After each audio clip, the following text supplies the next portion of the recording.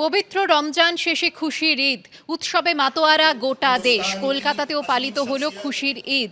Red রোডে নামাজ পাঠের অনুষ্ঠান, চেতলায় নামাজ পাঠ ফেরাদ হাকিমের। রেড রোডের অনুষ্ঠানে যোগ দেন মমতা বন্দ্যোপাধ্যায় ও অভিষেক বন্দ্যোপাধ্যায়। ঈদের শুভেচ্ছা জানাতে রিজওয়ানুর রহমানের বাড়ি গেলেন মমতা বন্দ্যোপাধ্যায় ও অভিষেক বন্দ্যোপাধ্যায়। কথা বললেন রিজওয়ানুরের মায়ের সঙ্গে, জানালেন ঈদের শুভেচ্ছা। ফেরার সময় সাধারণ মানুষের সঙ্গেও শুভেচ্ছা বিনিময় মুখ্যমন্ত্রীর।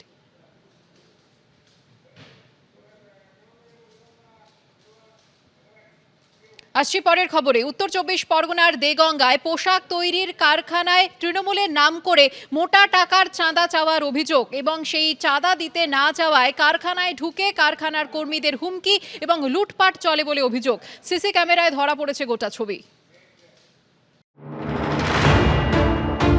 প্রথমে শাসানি, তারপর তাণ্ডব, ধাক্কাধাক্কি, ধস্তাধস্তি। উত্তর 24 পরগনার দেগঙ্গায় পোশাক তৈরির কারখানায় তৃণমূলের নাম করে মোটা টাকা চাঁদা চাওয়ার অভিযোগ। দাবি মতো টাকা না দিতে চাওয়ায় তুলকালাম কাণ্ড ঘটে বলে দাবি কারখানার কর্মীদের।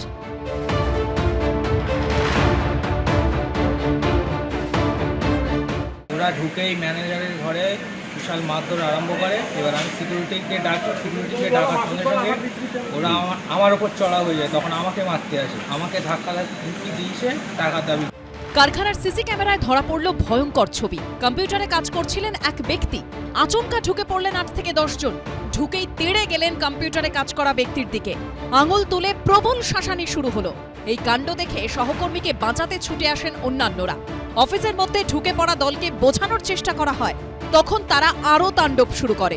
হাত তুলে মারতে তেড়ে যায় একের পর এক কর্মচারীর দিকে। ধাক্কাধাক্কি থেকে ধস্তাধস্তি শুরু হয়ে যায়। তার ঢুকলো চেম্বারে, অশ্লীল ভাষায় দুর্ব্যবহার কথা, নেতা পার্টির কথা বলছে যে আমরা টিএমসি পার্টির লোক।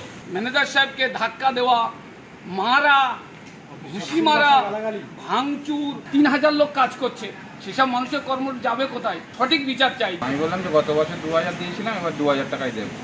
তখন ওরা বলেন আর 20,000 টাকা দিতে হবে। অকথ্য ভাষায় গালিগালাজ করে, মারতেও আসে। ঠিক আছে, আমার টেবিলের জিনিসপত্র সব ঘুরিয়ে ছন্ন বিচ্ছন্ন করে দেয়। ঠিক আছে, তারপরে আমার লোকজন এসে কোনোরকম ওদেরকে আটকান দেয়। তৃণমূলের নাম করে 2 লক্ষ টাকা চাঁদা চাওয়া হয় বলে কারখানার মালিকের অভিযোগ। দেগঙ্গা থানায় অভিযোগ দায়ের করেছেন তিনি।